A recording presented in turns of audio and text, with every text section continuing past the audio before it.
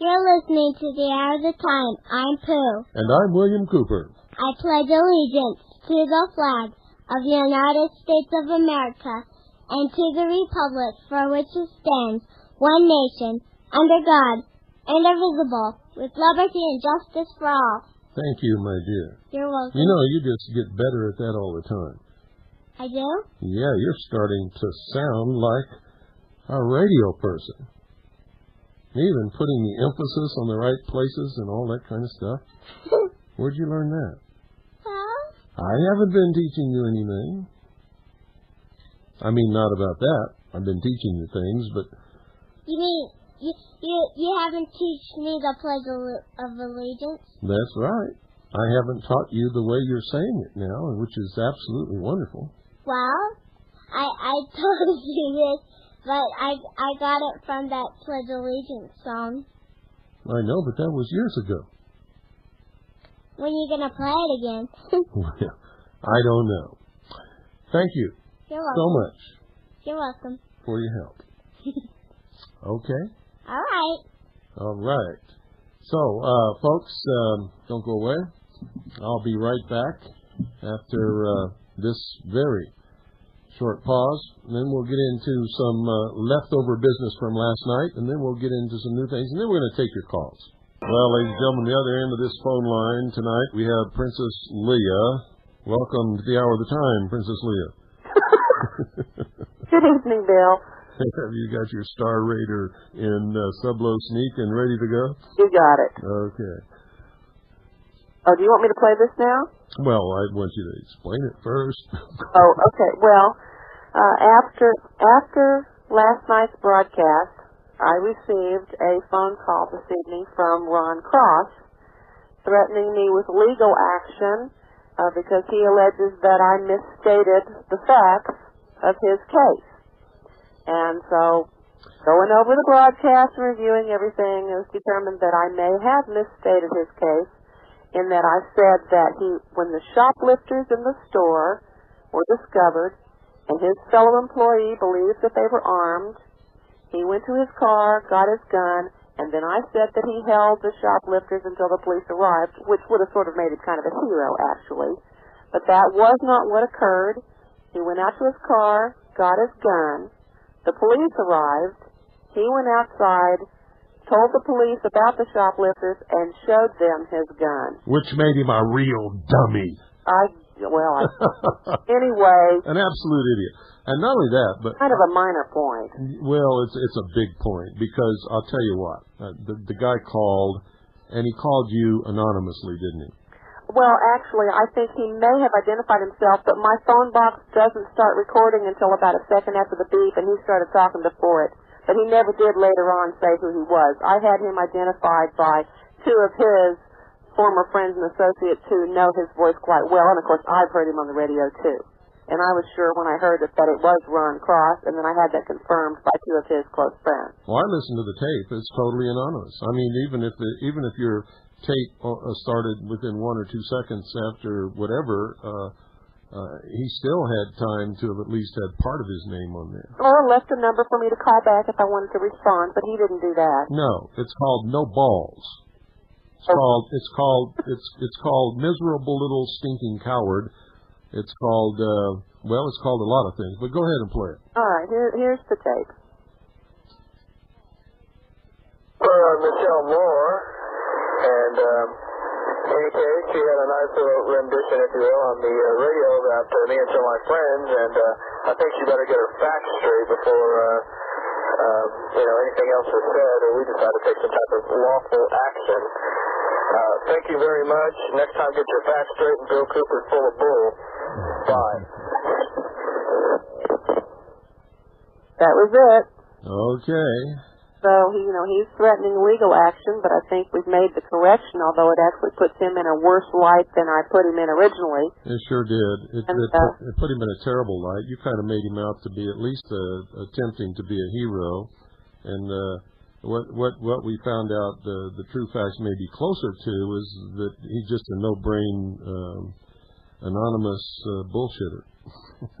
Well, I guess this is just goes with the job, getting phone calls like this. But now we have made the correction publicly, and everything else that we discussed with regard to Burkhart, that is certainly documentable, and we have witnesses to everything that we talked about. Yes. So there's no problem there. And the misstating of the facts with regard to whether Ron Cross was a hero in saving the store from the big bad shoplifters or an idiot for handling it the way it was handled that ended up getting him arrested, that'll just have to be a judgment call on the part of the listeners. So we have made the correction. Yeah, I don't think it's much of a judgment call at all. Well, thank you for letting me make that correction and to publicly display his ignorance. You're welcome. We're happy to do that on this broadcast. Anytime that we ever say anything that's wrong, we will always correct it. But I got to tell you, folks, we didn't do it because Ron Cross threatened any kind of legal action, because Ron Cross hasn't got the guts to follow through with any kind of legal action, and that's the truth. Ron Cross is a follower. He's a J.D. Burkhart hanger-oner. He's 90% bullshit, 10% might have some shoes on, and he has absolutely disgraced himself. J.D. Burkhart has disgraced himself, and they've all been exposed on this broadcast last night.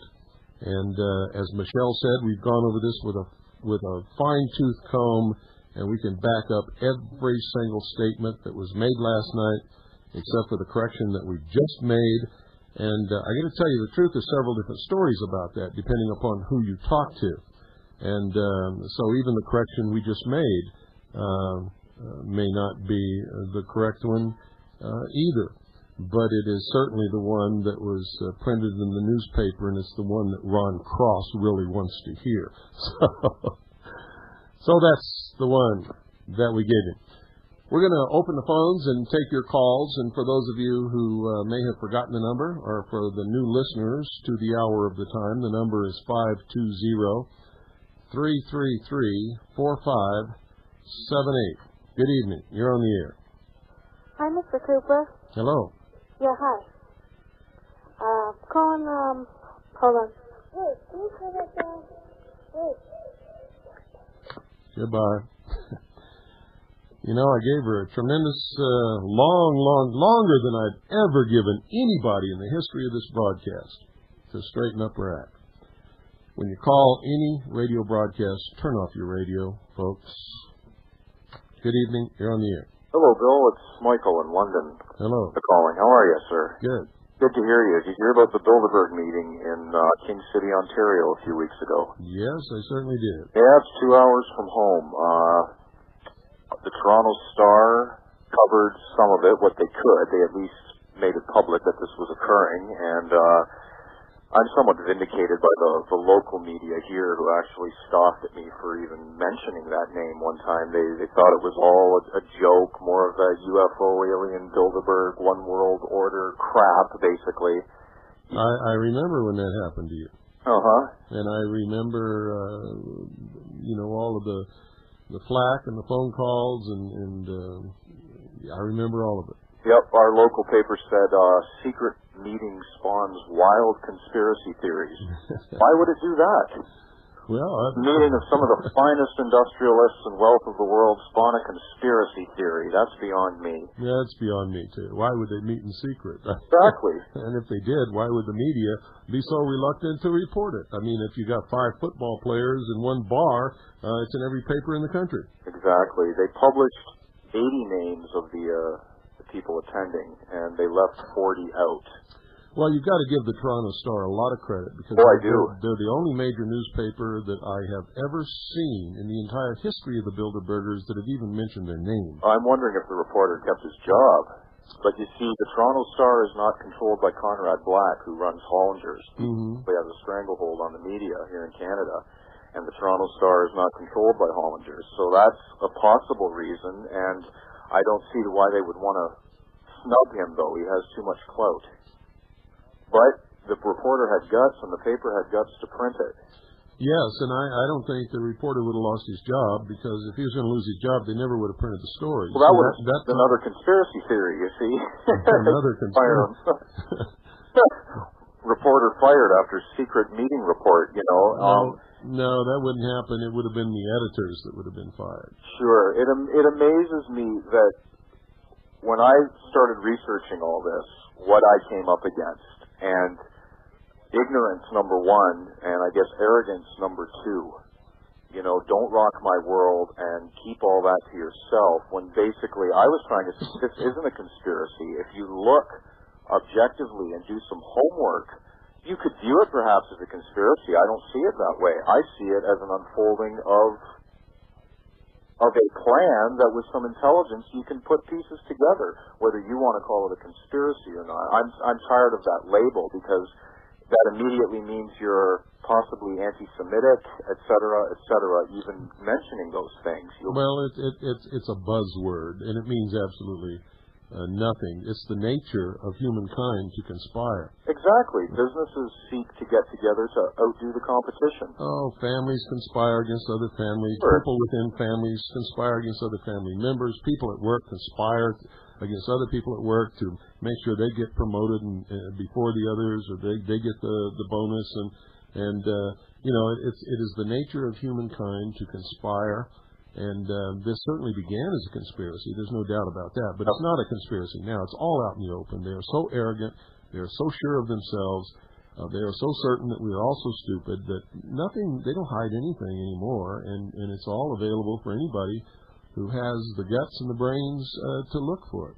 Yes, that's the truth. I'm a bit concerned as to the nature of the meeting. I'm assuming they were discussing the outcome of the next referendum that will be taking place in Quebec, should Quebec separate from Canada and break ties with Ottawa, how the financing of that will be held, and or the New World money system that I've heard was going to be printed in Canada, and that the Royal Bank is in control of that. Whether, I don't know if that's true or not. I really don't know. Well, one thing I have to tell you is don't go off the deep end because the meeting was held in Canada. It doesn't mean that the focus of the meeting was Canada, because when they meet, they discuss world events and world policies and world plans. I am certain that they discussed at least the portion of the world plan bringing about the New World Order by the breakup of Canada, by the succession of Quebec, which I'm certain is in the cards and is going to happen. Well, that's what I'm concerned about, and they would use that as a mechanism to get the blue helmets onto our soil. Sure. It's all divide and conquer. That's what I think it is. And when the first when the first referendum was voted on in Quebec as to whether they were going to succeed, they did actually have large numbers of foreign troops brought into Canada and in place just in case that that referendum went the wrong way. Right, and GM here in Canada, in my hometown actually, was awarded a $15 billion contract to manufacture light armored personnel carriers. And the workers were all abuzz. Great, we've got work. No one mentioned or discussed what the light armored personnel carriers were being manufactured for and why. Yeah, isn't it amazing that the great boogaboo of the superpowers facing off against each other is all gone, and the danger of a great tremendous war in the world is so gone. We don't have to fear that anymore, do we? That's what the great UN is for, and they're doing their part. I'm being sarcastic. That's what they're telling us, but yet they're manufacturing and transporting more military equipment all over the country and in Canada and in fact the world than they ever. That's right. I'm assuming these executives would be, gentlemen, you're going to make a lot of armored personnel carriers. God willing, we'll never have to use them. It'd be like Westinghouse manufacturing 100,000 refrigerators and pushing them into the ocean and saying, I'll do it again. Yeah. It's a make-work program. That's right. They're having this huge, tremendous multi-jurisdictional task force, military operations and multi-country military operations and joint coordination with each other, more than they ever. I'll tell you, there's more military activity going on in this country today than ever right. went on in the history of this country. And there's more military equipment being transported and stored. There are more foreign troops in this country being trained. There is now a permanent German Air Force base at Holloman Air Force Base in New Mexico with their own flag and their own buildings and their it's a German Air Force base. For the first time, there's a foreign military permanent base on United States soil, and the American people don't even seem to be disturbed. Not at all. Well, I'd just like to, I'll close, and I just want to tell your listeners that I've been listening to you for a while now, and I hope people pay attention and that you've been consistent, and you're an inspiration to listen to this day, and I'm looking forward to your next book. Well, thank you, but I would call your attention to the fact that Ron Cross says that I'm full of bull, and I think you should take that under consideration. Okay, Bill. I'll do that. Okay. Nice talking to you. Thank you. Bye-bye. Thank you for your call. You're welcome. 520-333-457.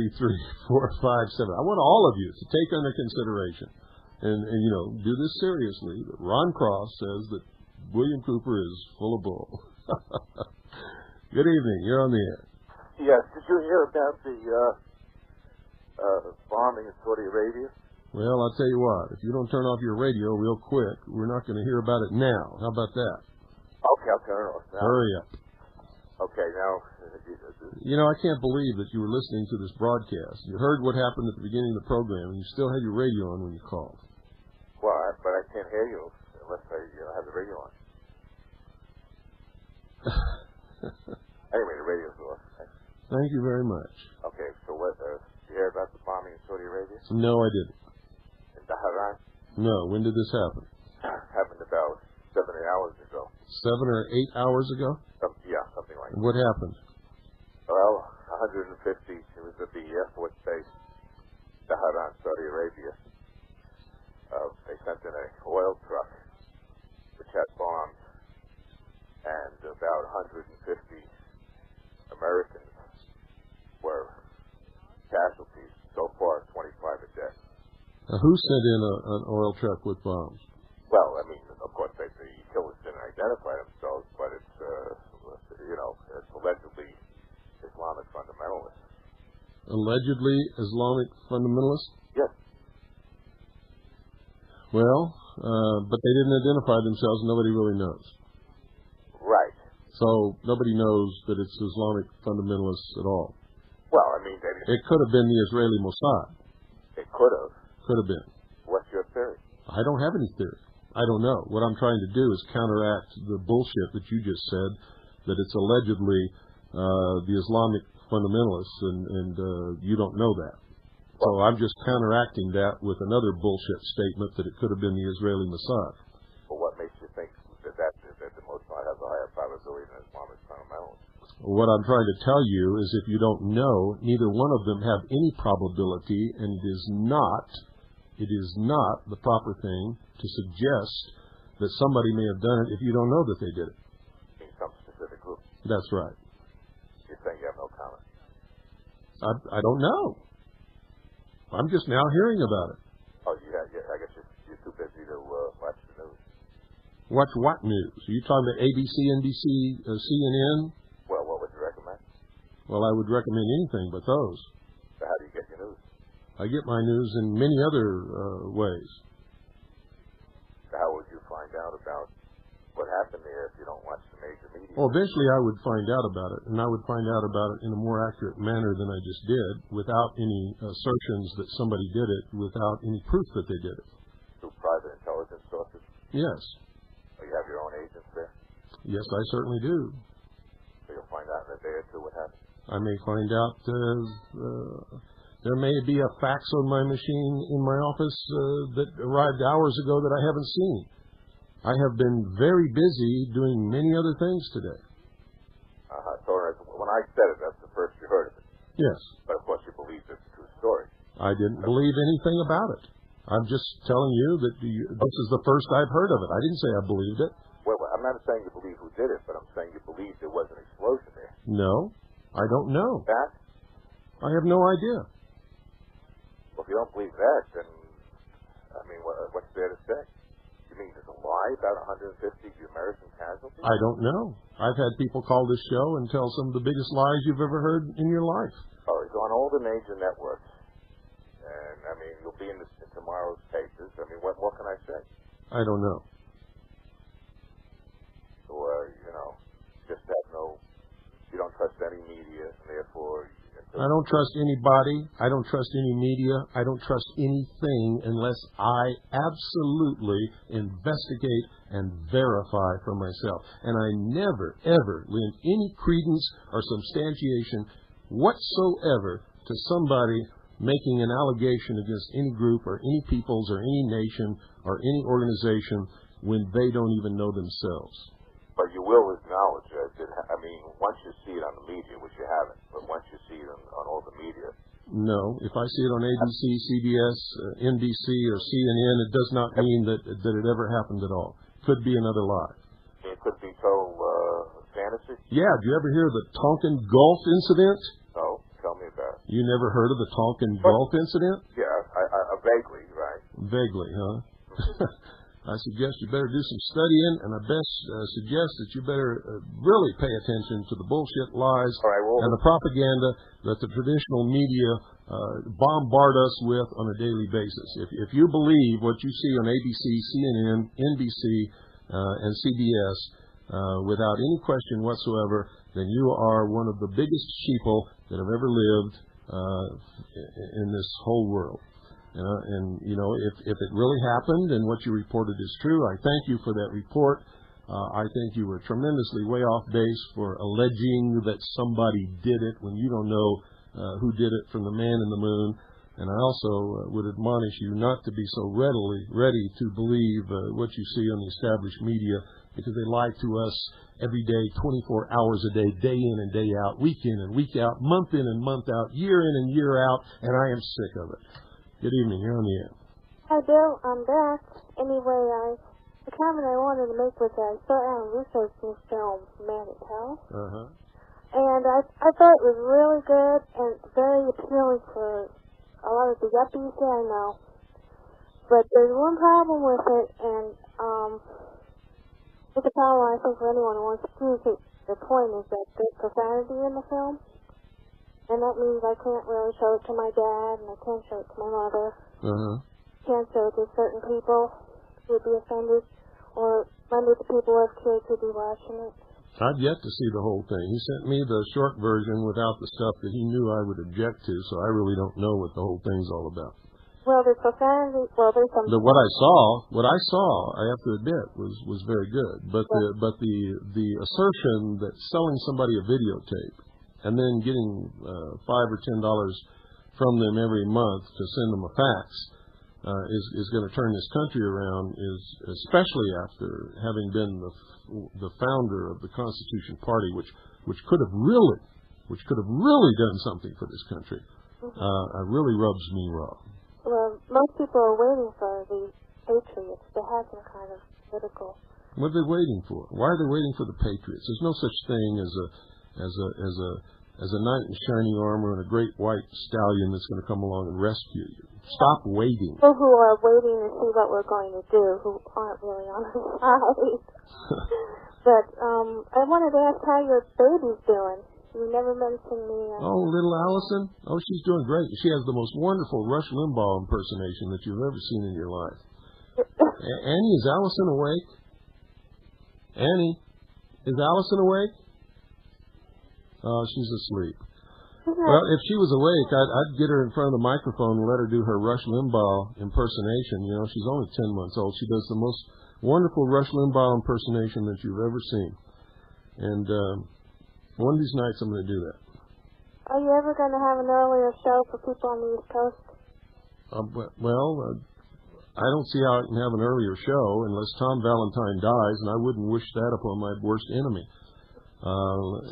He comes on before me, and he was contracted with WWCR before I ever came along, and so he has seniority.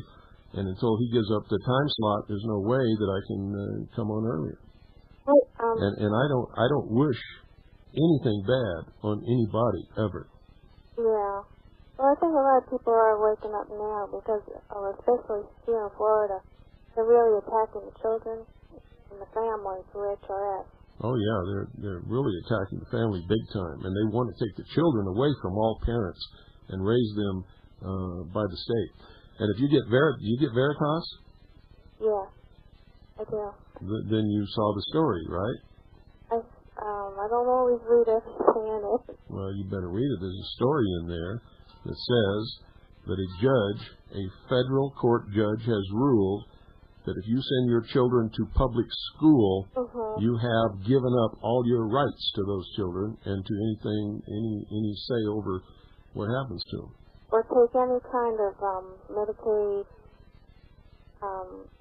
any kind of help or any kind of assistance. What? They have a special claim over those children too. Yeah. I've heard a lot of people have had their kids taken away. I've heard of them. I don't know them personally. Well, Folks are having them taken away and put in different homes. Maybe homes with more money or more. that's baloney. What it is they're breaking up the families. That's what it's all about. Well, they're giving the children a number of HRS in the school, and then there's just a case recently where kids are making up stories just because they're mad at their parents for disciplining them. Well, of course, they're children. They don't understand what problems that causes. They just want to get even for something. Oh, then the system. They had to go to bed too early, or they didn't get to go out and play with Johnny at midnight or something, Well, that's basically what happens. Yeah. But they can turn around, and now they're prosecuting the kids for wrongful arrest or wrongful. And they ought to leave the family alone, period. All right. Well, thanks a lot. You're welcome. Thank you for calling. Okay. Yes, we are quickly reaching a state of boiling over in the pot. Good evening. You're on the air. Hi, Bill. It's Ron in California. Hello. I always wanted to speak with you about the UFO issue. I've been doing a lot of research on my own because I bought your book, or the book that you sponsor, NASA Mooned America, and it's just full of facts. And I've checked with my own encyclopedia and others at the library. And what I found is, depending on what year that you read, and you look up under the atmosphere, it'll show different layers. Like the bottommost layer they call the troposphere, then the stratosphere, mesosphere, to the thermosphere. Now the thermosphere, they claim in this encyclopedia that the temperature up there is several thousand degrees. So my question is if they really went to the moon, and if we really have invaders from space, how do they go through that thermosphere, let alone the Van Allen belt? Yeah, well, you've got a wonderful point there. The fact is, and the truth is, based upon NASA's own figures on the construction of these spacecraft that these people supposedly did those things in, they could never have survived the radiation in the Van Allen belt. There's no way that they could have lived through a transition through that radiation belt. These other belts, everything that seems that they could confirm is within a 150-mile limit. Now, my other question is when these UFO sightings, is there ever a sound that's associated with these discs that travel at these tremendous speeds? Because my theory and my thought is that even the space shuttle, when it comes down from space to Earth, it's not powered by anything. It's just powered by gravity. And yet at that supersonic speed, it'll make a sonic boom. But yet these flying discs that travel at 100 times that speed, they go through the air, and no one says or claims that there's any sound associated with it. I wonder what's your experience? Well, there have been sounds associated with this phenomenon, from a buzzing sound to crackling sounds, to all. There have been quite a few different.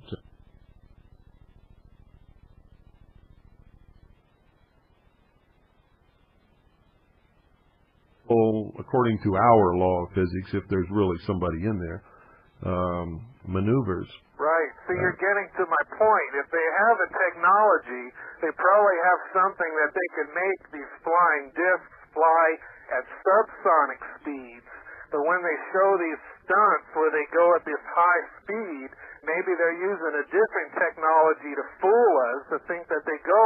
Because like when I was a kid and I used to go to the drive-in movie, my dad used to let me play with the spotlight on the screen during intermission. Oh, you're the guy. You're the one that was doing that.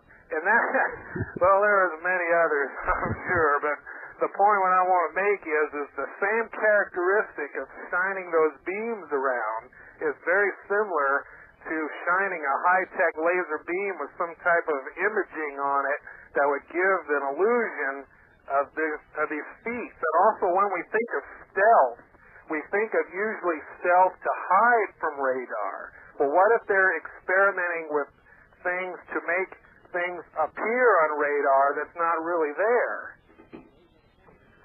Well, you got a point. I can't answer all those questions. I can say I've seen these things, and I can say that they're real, whether they're holographic images or some kind of projection or whether they're real craft. That I can't answer, but I can tell you that they're real, that they're in the sky, that they fly. I can tell you that at least some of them are real flying craft that I have observed take off and land in the desert in Nevada, known as Groom Dry Lake, Area 51. I've also seen them enter and leave the ocean when I was on the USS Tyru, SS-416. Yeah, I've read your book, sir. And so I can tell you that it's not the imagination. It's no one's imagination. These things are real, or at least they're perceived by the observers to be real in some instances, and in other instances they are real flying machines.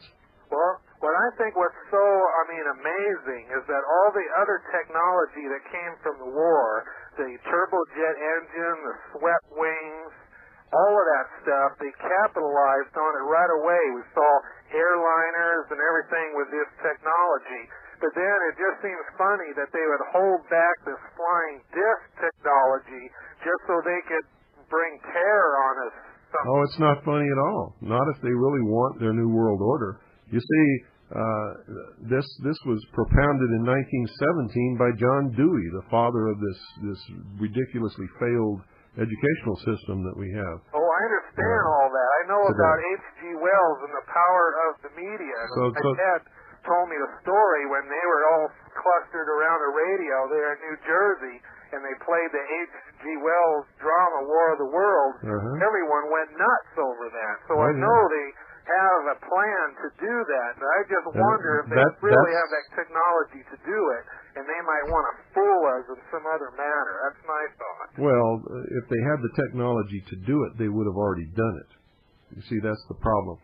They have some of the technology to make us believe some things, and they're using that technology to change the conscious awareness of the people of the world to believe that there is an external threat to this earth. They cannot have extraterrestrials land on the White House lawn and some little creature get out and go shake hands with the president yet, because they haven't been able to make one. Right. I have to agree with you on that 100%. I appreciate your show very much. Thank you. And thank you for calling. Thank you.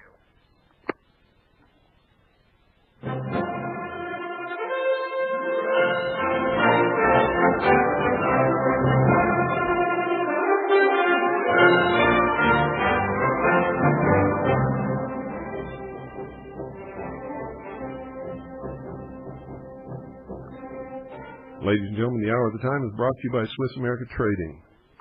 They are our representatives in Phoenix, Arizona, that really can put money in your hands. Now, I've talked to Craig a couple of times. I said, Craig, what's the matter with you? How can you take real money, gold and silver coin and bullion and all this kind of stuff, and you put out an investment in this, and you're just selling it to people. And you're willing to accept this counterfeit crap that I've got in my wallet in exchange for some real money. I said, that really doesn't make you look too smart. You know what Craig says to me? He says, Bill, as long as people believe that that green stuff, that Federal Reserve notes are money, then it will function as money. And what it enables me to do is play the market and increase my personal wealth in gold and silver coin and allow other people, your listeners and anybody else who wants to take advantage of my ability to do this, to also protect their assets and put their hands on some real money. And he said something that's very true. He says, if I didn't do this, they would not ever have that ability. They just wouldn't know how to go about it. He said, Bill, I know what's coming, and you know what's coming. And we may disagree on a lot of things, but one thing we agree upon. We've got to try to enable as many people as possible to protect themselves so that when this happens, they don't go down the tubes. Because if they do, they cannot help us recover the Republic. And they cannot, in that situation, remain free men and women. And folks, that's the truth. So call Swiss America Trading now and get your hands on some real money. You don't want to be the one that becomes the beggar at the crossroads. You don't want to be the dead body lying beside the fence. You don't want to be the vacant-eyed wanderer who's lost his or her mind.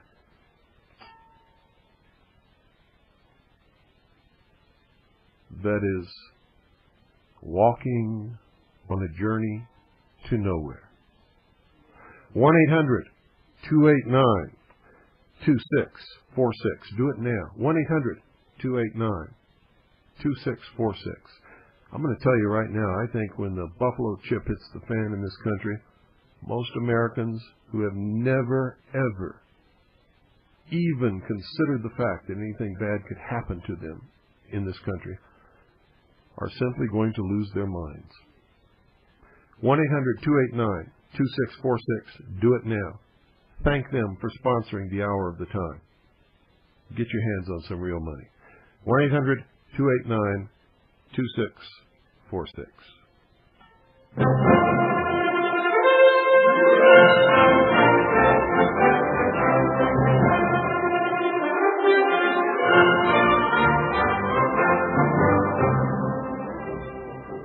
Okay.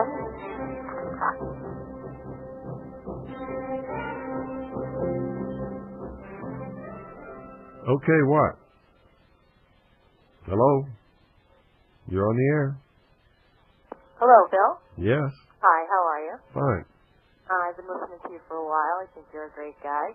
Thank you. I just want to tell you that I have a friend of a friend whose father's aunt's sister's uncle is friends with Bill Clinton. And they were... Wait a minute. A friend of a friend of a friend whose father's aunt's uncle is friends with Bill Clinton? It's a long story, but talking about the New World Order the other night, and I think he and you are just full of baloney. Oh, really? Yeah. He and who? You. Well, you know, somebody who listens to the friend of a friend of a friend whose uncle has a brother whose aunt's cousin is a friend of Bill Clinton is absolutely nothing but bullshit. 520-333-4578. You're going to have to try a better one than that, little sweetie, to get the best of me. You haven't got the brains. The friend of a friend of a friend of a cousin's aunt's uncle's brother who knows Bill Clinton, indeed. What an airhead. Good evening. You're on the air. Hi, Bill. This is Gary from Connecticut. Hi, Gary. Can I read to you a little bit? Well, it depends on what you're going to read and how long it's going to be. Very quick about this Aryan thing. I'm going to read to you from a book by George Seldes. It's called Facts and Fascism. And I've never heard you discuss this, and you should find this very... When was it written? 1941. Okay. During the war. During the big one. Uh-huh. Okay, here we go. There is no evidence the scientists find that the chief European groups differ in cultural capabilities. The nations at the present time are not racial units. The word Aryan dates from 1794 when Sir William Jones introduced the word Arya, A-R-Y-A, for people who spoke one of the Indo-European languages.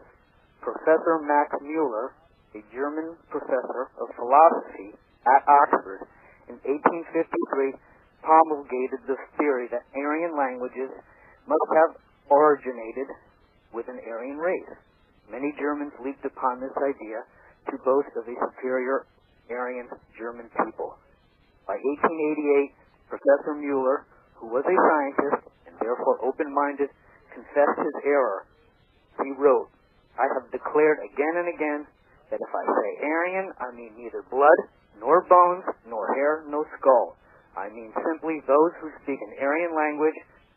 To me, an ethnologist who speaks of Aryan race, Aryan blood, Aryan eyes, and hair is as great as a sinner as a linguist who speaks of a didylithocephalic dictionary or a brachiocephalic grammar." Well, that's very good, but you must have missed some broadcasts. But because we've discussed that many times. As Aryan not being a race but a language group. Not only not being a race, but not even really a language group. Did you ever hear the thing about possibly Hitler's grandmother being Jewish? I've heard that story many times. I have never seen any substantiation for it. Can I read one paragraph about it? Well, you can read it, but you have to source what you're reading. Well, it's from the same book, one page after. Okay, who wrote this book? His name is George Seldes. He was a writer of the left. I don't know if he was like a big time socialist, but he was definitely left wing. I'll tell you the truth. I think he's still alive. He's in his high 90s, and most of his books are out of print. He exposed Errol Flynn as being a Nazi agent. Well, Errol Flynn was a Nazi agent. Yeah. There's no doubt about that. Yeah, but I guess he ran into Errol Flynn in Spain with that when he did that. But anyway, he documented a lot of stuff about Errol Flynn. He was right on top of a lot of this stuff. Yeah. So anyway, I'll just read you this paragraph, okay? Okay, go ahead. Curiously enough, no less an authority than Fritz Thyssen, who was the steel magnate, the man who bought and paid for the Nazi Party, believes the rumor that Hitler is partly Jewish. Every official trace of evidence concerning Hitler's ancestry has now disappeared. It has been destroyed by order, just as were Mussolini's police record in Italy and his record for forgery in Switzerland. However, Thyssen writes, according to the published records, Hitler's grandmother had an illegitimate son, and this son was to become the father of Germany's present leader. An inquiry by Chancellor Dollfuss of Austria disclosed the fact that the Führer's grandmother became pregnant during her employment as a servant in a Viennese family, none other than that of Baron Rothschild. Thyssen insists that Hitler learned of this document and that it was one of the reasons for the murder of Dollfuss. Thyssen believes that the British Secret Service has a copy. The original, he says, Hitler got from Chancellor Schuschnigg and destroyed. If Thyssen's rumors turn out to be facts, it would appear that the world's greatest anti-Semite, the greatest liar, and the greatest propagandist of the international bankers myth is himself a Rothschild. Huh. Well, that's very interesting, but I want to point out to the listening audience that there is no factual documentation or proof for any such allegations whatsoever. Yeah, that's true. A lot of these Nazi top guys didn't they have a lot of Jewish backgrounds? No, in fact, most of the top Nazi and especially the general staff of Nazi Germany were Catholic. Yeah. Oh, yeah. I know. I'm very familiar with the Catholic connection. I think Reinhard Heydrich, he had Jewish ancestry too. That's. Well, I don't know. I know that there was one openly admitted and can be proven that was a Jew who worked for Hitler as one of his top henchmen, who was totally accepted and protected and did an awful lot of work for the Nazi Party and for Nazi Germany. But that's the only one that I've ever been able to substantiate and document. Most of the leading top Nazis and Nazi general staff and the military arm were Catholic. Hitler had a pact with the Vatican and with the Pope. It was the Vatican that enabled most of the top Nazi officials to escape Germany after the war and make their way to safety in South America and other places. Mm-hmm. Okay. Did you ever read The Labyrinth by Walter Schellenberg? No, but I got to tell you, you've been on way too long, and we got to take some other calls. Hey, Bill, we love you out here. Well, thank you, and thank you for your questions and for your input. Okay. Good night. 520-333-4578 is the number. Good evening. You're on the air. Mr. Cooper, how are you? Good. I recently got an issue of Nevada Magazine that talks about what's going on in Area 51, and I couldn't help but, after reading this and listening to your show tonight, I find a parallel.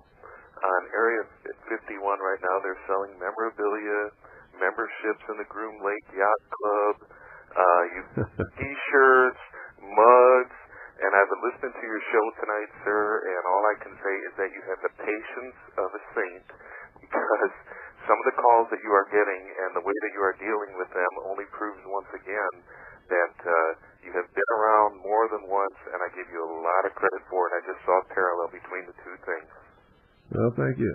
That's no problem, sir, and God bless you, and just continue the good work. But when I read articles about people selling mugs and T-shirts, and I hear people calling you for their own individual agendas, and you have the patience to deal with them, just remember, sir, that there are people out here that really know where you're coming from, and that is not to say that I know you inside or out.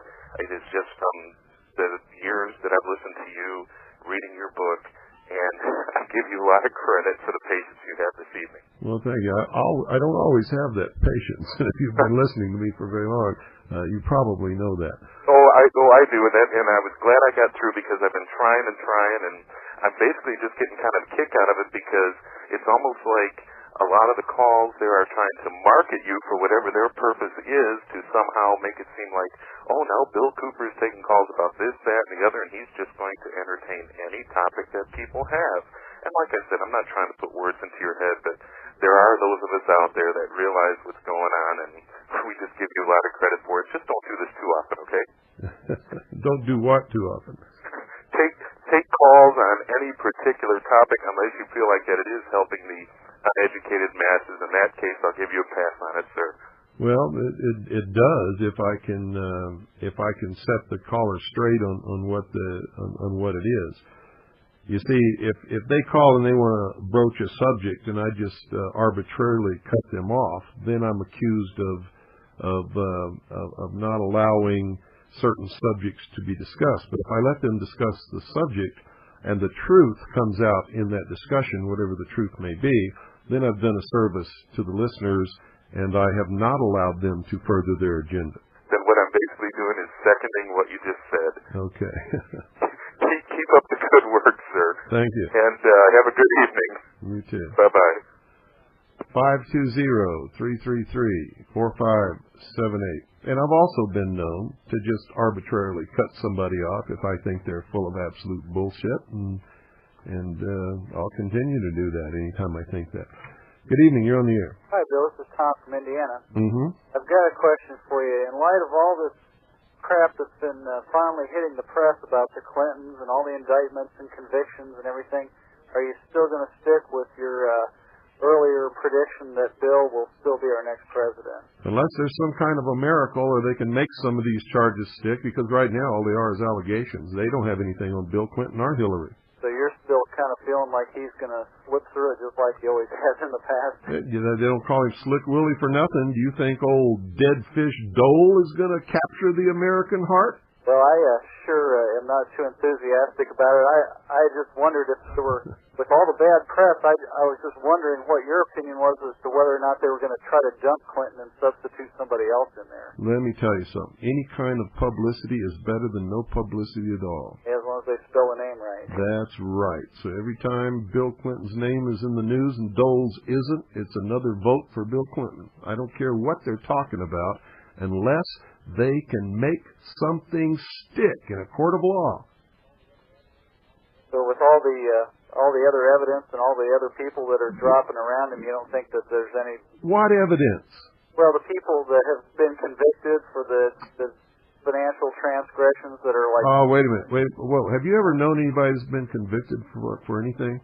Have you ever known anybody who's been convicted for a crime? Like personally known them? Yeah. No, huh? No.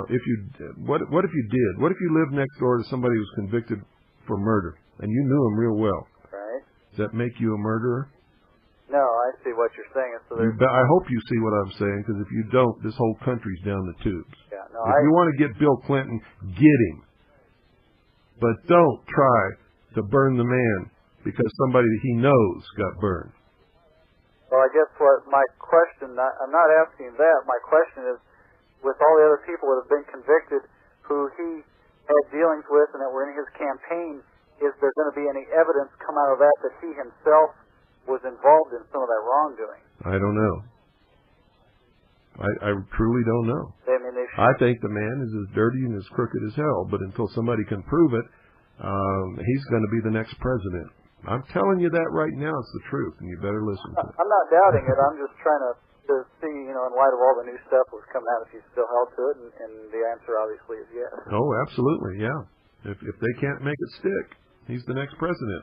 If a miracle occurs and they can make something stick, then he's down the tubes and he's out the door. But do you think that those... And whoever comes in and takes his place will probably be the next president, because nobody wants to vote for Dole. Do they really have an incentive, the people that are doing the prosecuting, do they really have an incentive to make anything stick on Clinton? They do now. They didn't before the convictions came in on the Whitewater trial that was held down in Arkansas. Okay. But they do now. Okay. Not only do they have an incentive, but they have a lot of support now that they didn't have before. Right. They know that there's something real there. They know that there's something real there. That's true. All right. Well, thanks, Bill. You're welcome. Bye-bye. Thank you for calling. Yeah, folks, remember, don't lose sight of the fact that if we want to be Americans, we have to be Americans. We got to do it right. Don't start playing the game like the other side plays the game, because then all is lost. Yeah, we've got to hold the high moral ground, and we have to be American. And American means you're not guilty until you're proven guilty and convicted by a jury in a court of law. And that's the truth. No matter what you think, no matter what you feel, no matter how bad you hate somebody or dislike somebody, that's the way it has to be, or this is not America, and there's no hope for any of us. Good evening. You're on the air. Yes, I was wondering if you could tell me if you still have any copies of that Ed McCabe book on the oxygen therapies. I was told that you might still have some of those. No, that was a long time ago. And if we do, I don't know about it, and it'd probably be in the bottom of a box, since we just moved our research center, and literally almost everything is in storage. Any idea where a person could get that? I understand that's out of print. From what I understand, it is. But if you go to some of these conventions and seminars that they have on these types of things, you may find somebody who's either copied or reprinted or something like that. Mm-hmm. Or you may find someone who is selling some of the original books as used copies. Okay. Well, that's what we'll look for then. Okay. I thank you very much. You're welcome. For your information, and I want you to know we enjoy your program. Thank you. Bye. Good night. 520-333-3739. 4578. I think we've got time for maybe one or two more calls. Good evening. You're on the air. Hello, Bill. This is Bill from Illinois. Hello. And I've studied your book a couple, 2-3 years ago, and I'm reading a new book, Scarlet and the Beast. It's a series. Ever heard of this one? Yeah. It verifies a lot of the things about Freemasonry and the history of the war between English and French Freemasonry. And, yes. And also, the other thing I wanted to ask was listening to your commercial about the thing about the gold coins. Mm-hmm. And they're always mentioning American gold coins. Is there any reason that if things do collapse or whatever, that you can't use tender coins from other countries? Sure you can. Gold is gold. But one of the things you have to make sure of is that whoever you're going to be dealing with recognizes it as real gold. And usually they'll recognize an American or United States gold coin. They may not recognize so readily a Krugerrand, especially people who have never dealt with them or seen them before. So when you present it for trade on the black market or for sale or whatever, you want to make sure that people recognize it for what it is and don't suspect it as being, maybe some gold mixed with some copper or something like that, or a blob of lead surrounded with a little bit of gold, or Yeah. Because I'm aware, I've done a little bit of world traveling, and I've seen different stuff that's been around for literally hundreds of years. The British sovereigns, for example. They're very they're used all. The Arabs use them all the time. Yeah, in a Commonwealth country, you wouldn't have any problem with that, but in North Dakota, you might. Yeah, I guess. Okay, that's all I had. So. Thank you. Bye. Thank you for calling. Anytime. Well, folks, I really think that's about all the time we've got. So what we're going to do is shuffle on out of here, shuffle on off to Buffalo. Saw that on an old movie somewhere. Good night, ladies and gentlemen, and God bless each and every single one of you. And remember, don't forget, Ron Cross said I'm full of bull.